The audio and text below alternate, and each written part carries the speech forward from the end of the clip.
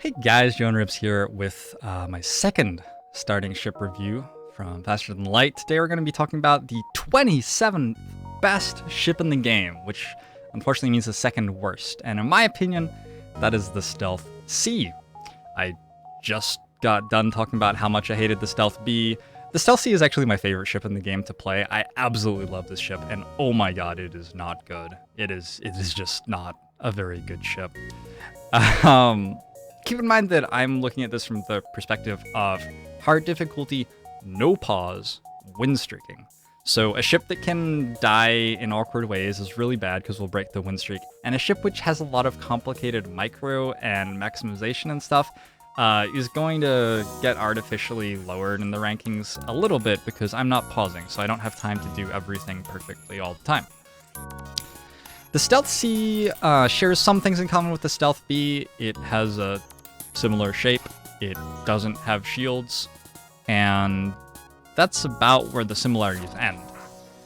The ship has two of the best, fastest starting weapons in the game. The Charge Laser, Laser Charger, requires only 1 power, and for that you get a weapon sort of comparable to a Burst Laser 1. It shoots twice every 11 seconds, which is what the Burst Laser 1 does as well. You don't get a fire chance on this weapon, but it requires 1 less power, which is pretty good. And it can shoot every 5.5 seconds, which is actually surprisingly relevant. You're running into enemy ships which don't have shields somewhat often, and you're also running into situations where the mini beam is charged. You're like fairly late in combat and have taken damage to your weapon systems, and so your weapons have gotten desynced a little bit, and the mini beam is charged and waiting for you to remove a shield from the enemy ship so that you can deal damage with it, and the Charge Laser being able to shoot once every 5.5 seconds can really help you there. So this gun is great. This is a gun that you can keep using all the way to the flagship in some situations if your third weapon gets really strong. And the mini beam also, 1 power for a beam every 12 seconds. This is hitting, I'm pretty sure. Okay, there are auto drones, which it can only hit 2 rooms against, but in general, in most situations, the mini beam will hit 3 rooms and sometimes even 4. So it's doing very, very good damage per second, as long as you can strip shields for it, and it also has a low fire chance on it, which is great. That's an opportunity to get some bio kills for yourself if you're able to get comfortable in a fight. Keeping in mind, of course, that a bio kill is a little bit scarier to go for when you don't have shields. In place of cloaking and shields, the Stealth C, I guess the designers of it, they claim that all you need for defense is a drone system with an anti-combat drone, which stuns combat drones attacking your ship. Cool, because we hate combat drones. We talked about that with the Stealth B. And a shield overcharger. And the shield overcharger, every 8 seconds, it will create 1 layer of super shield around your ship, which can block enemy mind control incoming. It can block missiles. It can block all the regular lasers. It will block a part of a beam weapon that's attacking you. If you already have 1 layer of super shield, it will take longer for it to create the next one, and then it takes longer and longer to stack them up.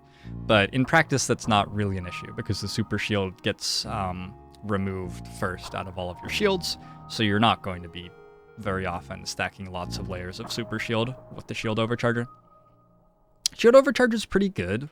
The anti-combat drone is frustrating to the max and very irritating to use. It will often fail to shoot enemy drones quickly, and sometimes it will fail to shoot them completely, like it will just miss. Anti-combat drone has been the source of some frustration for me in the past. But yeah, that's like your offensive and defensive setup. And the offense is great. The defense is terrible.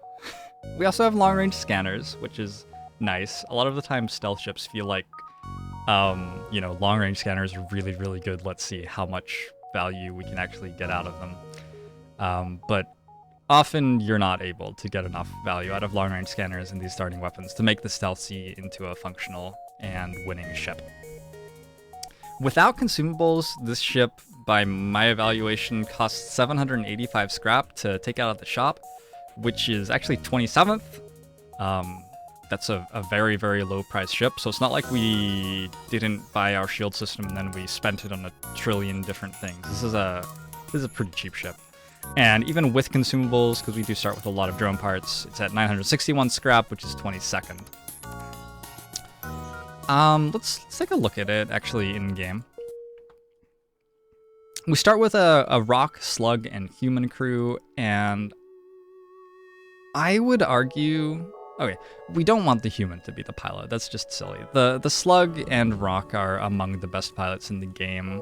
The only other sort of pilot I might mention would be Lanius pilots, can be really nice in some situations, but slugs are great pilots because they cannot be mind-controlled, and having a pilot mind-controlled is terrible because you go from all this evasion that you have to 0 evasion because you don't have a pilot anymore.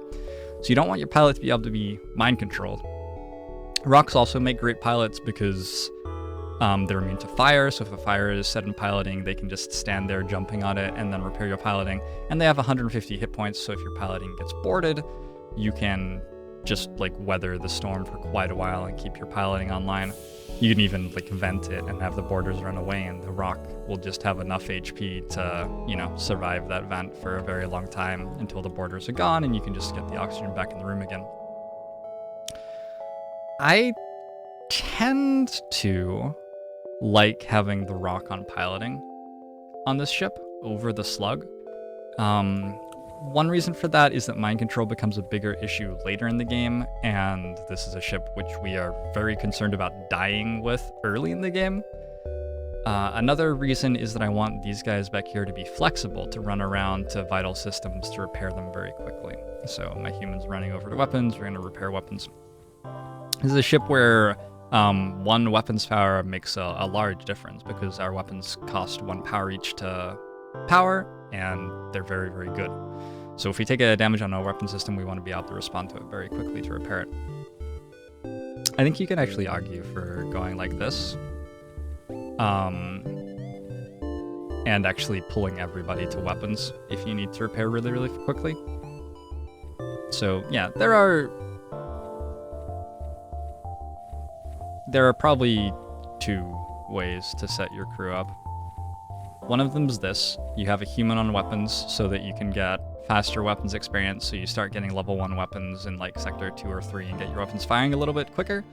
And the other one would be slug pilot, rock on weapons, human on engines, so that you have a faster response to weapons being damaged and can repair them very quickly. Okay, I talked a lot about that. Whew. So let's actually talk about the ship. Let's take it for a spin in one combat. Just first off, I want to say we probably want our weapons to be like this.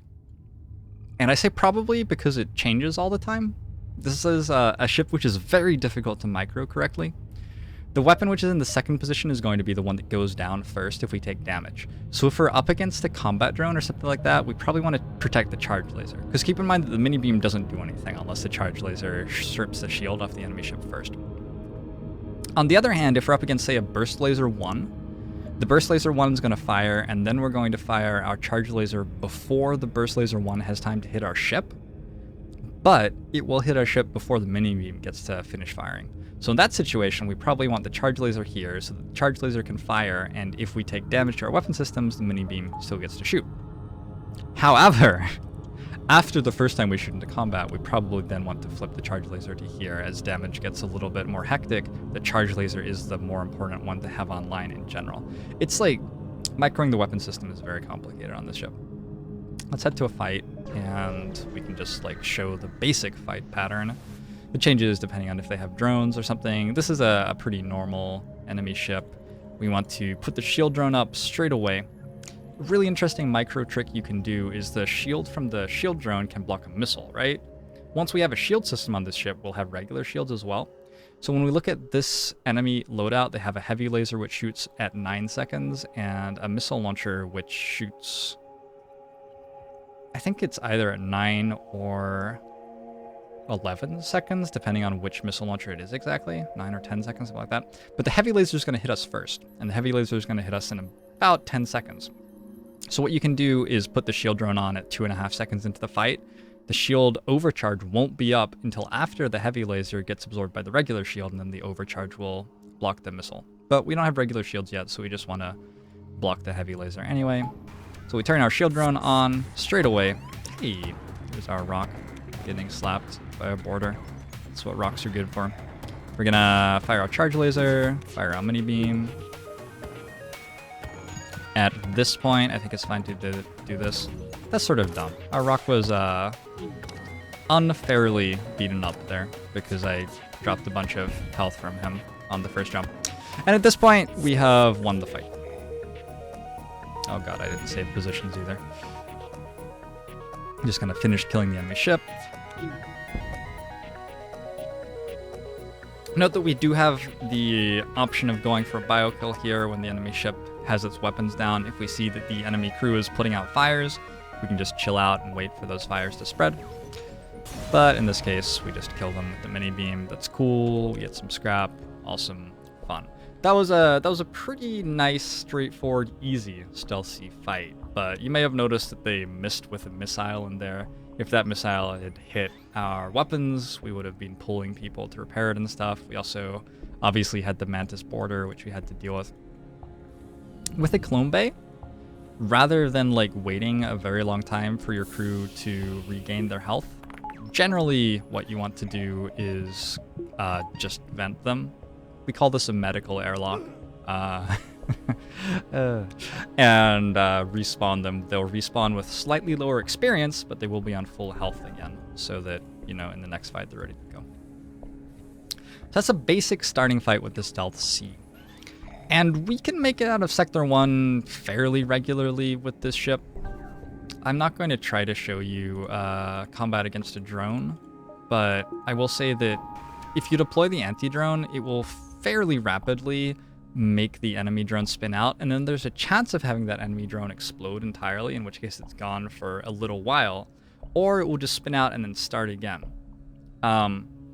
If you're powering the anti-drone, you sort of can't power the Shield Plus drone, because by the time that the anti-drone has finished taking the enemy drone offline, if you put the Shield Plus drone on, it will probably not have the shield ready for the first weapon salvo.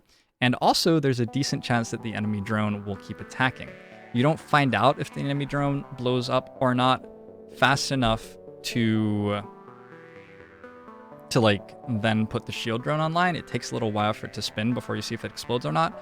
And if you like power the shield drone after the anti-drone shoots, then when you go back to powering the anti-drone to kill the enemy drone, it still needs to charge its weapon up again. So it will be a few seconds of the drone attacking you. The anti-drone sort of sucks. You can consider grabbing another point in drone control if you feel like you can afford to, but it's hard to afford things on the Stealth C, honestly. So you may not be able to. So with all this stuff, really nice starting weapons, some really sweet drones and stuff, you might be thinking, oh, the Stealth C seems like it's, you know, set up to really get things going and be a strong ship in mid-game. And it's not. Not even slightly.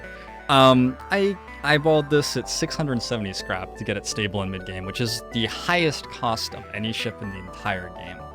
And that resonates with my experiences actually playing the ship. This is a ship that I have struggled the most with in mid-game and even all the way into late game. I have lost on flagship fights with the Stealth C multiple times, because the Stealth C feels for the entire run like it is just scrapping to keep up. It's trying really, really hard, and there are a lot of odd, awkward synergies that you may try to use for a little while, which then like drop off. For example, right now we have drones that we're relying on for defense, right? But we only have 15 drone parts, and we're going to run out of those. So we're likely not going to be reliant on drones for defense for the entire run.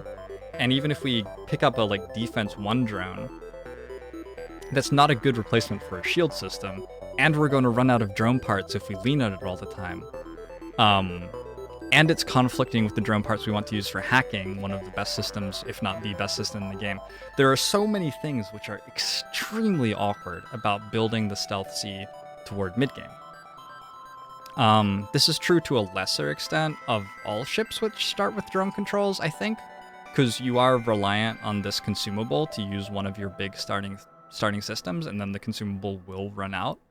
But it's reliant it's true even more so on the Stealth Sea, where we don't even like have a shield system to start. We don't have 4 weapon slots to turn into a good gunship.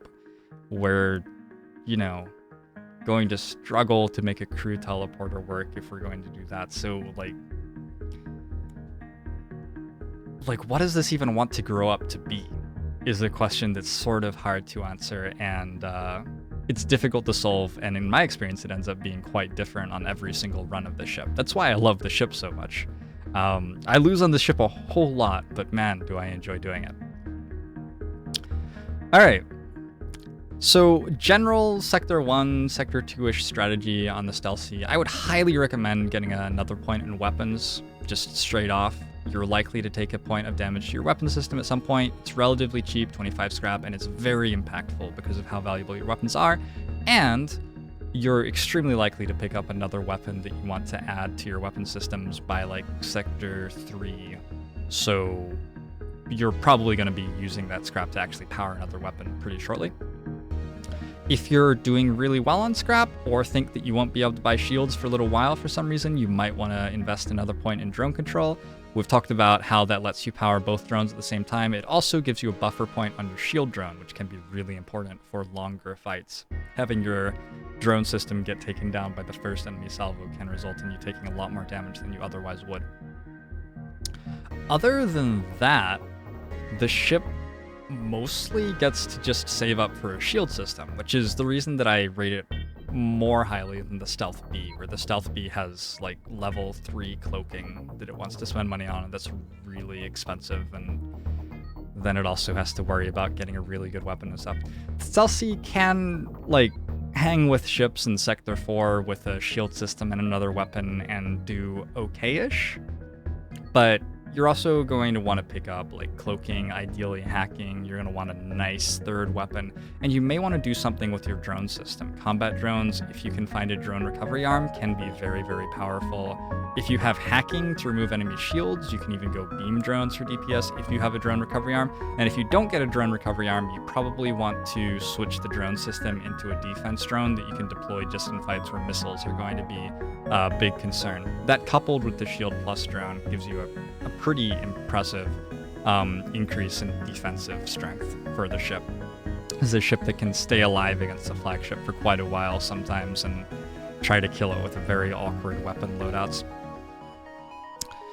Looking at just some numbers about the ship layout, because they're easy to have and interesting to think about.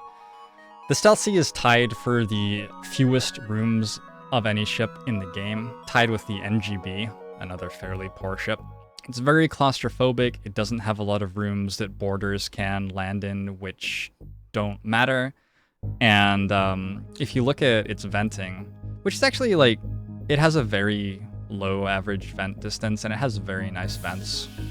You got these rooms which vent, and you can vent weapons and drones somewhat rapidly. You can also vent piloting very easily, and you can vent this back part of the ship. The only thing that really is unpleasant about the Stealth Sea is that if the back part of the ship gets boarded, you're often going to be like venting and causing the boarders to enter your doors system, which is going to take your doors offline, and all of a sudden they get to just walk wherever they want. You're a clone-based ship, which means you can't go fight them in the med bay. So yeah, getting a good boost to crew at some point is good, and getting an upgrade to doors at some point may be good if you're feeling uncomfortable with boarders. I tend to upgrade my doors far less often than Twitch chat especially wants me to. That's because I feel quite comfortable fighting against boarders at this point, but if you don't, you may want to look into that. I should mention, by the way, you can, if you're going to remember, this is a ship where it's really nice to start the slug on doors, and if you don't have to fight against boarders, you just walk to engines, because there are almost no situations in which at the start of the fight you're going to get shot at in the time it takes your slug to walk 2 tiles to man engines. So it's basically just free. Like, if you jump somewhere where there are invaders on your ship or something like that, now you have doors level 2 at the start of the fight, and if you don't, hey, just wander over to engines. Another of many micro things that you can be thinking about with the ship. In terms of tiles, the Stealth Sea does have a tie for 21st, so it has lots of 4-tile rooms in it. Tiles are like mostly just a measure of how claustrophobic a ship is, and this ship is not as claustrophobic as it is having few rooms. And then the vent distance is 1.75 rooms on average for venting, with, again, like very, very nice vents to let air out of the ship. So, that's the Stealth Sea. The drawbacks of this ship are that it can die very easily in Sector 1, that it is very awkward to work out what it wants to do to survive mid-game, and that it doesn't have a clear path to being a strong anything in late game. But it's a really, really enjoyable ship to play because the micromanaging aspect of fights is constant for this ship. At all moments in the entire game, you have massive amounts of micromanaging going on in fights. The build paths for this ship are extremely expansive and open. If you're very confident at identifying the right purchase and the right strategy to pursue, you're going to be rewarded by maximizing your win rate with the ship. And it's just sort of funny to play a ship that doesn't have shields or cloaking, so that's cool as well. I like the Stealth Sea a lot, and I think if you're really good at it, you will still lose a very, very considerable amount of the time with it, unfortunately. So, I hope I have not offended too many people with my opinion of the Stealth Sea. I do love this ship. I don't think it's great, and I look forward to tomorrow when we get to talk about a different ship other than a stealth ship, because we're definitely not calling the Stealth A26th, and I feel like I've been ragging on the stealth ships a little bit, and I really like them, so it makes me feel a little bit sad. Thanks so much for watching, guys. I hope you've enjoyed the video. Do leave comments down below with like what you liked, what you didn't like, any extra questions you have, any comments you have, anything you'd like to see in future videos. I have a link in the description of the video to my Patreon if you'd like to support me making videos like this monetarily. That's where people do that. And then I also have links to my Twitch if you want to watch me streaming FTL live. I play all the time. I have links to the Discord where you can hang out with everybody else who's a member of this community. It's a really cool group of people. I like them a lot. I have a link to my Twitter if you want to follow me on Twitter. I occasionally tweet. Is that the verb? Tweet. I occasionally tweet. And obviously, you're right here on YouTube already, so if you want to subscribe to YouTube, you know where to do that. Thanks so much for watching, guys, and I'll be back next time with another FTL ship review.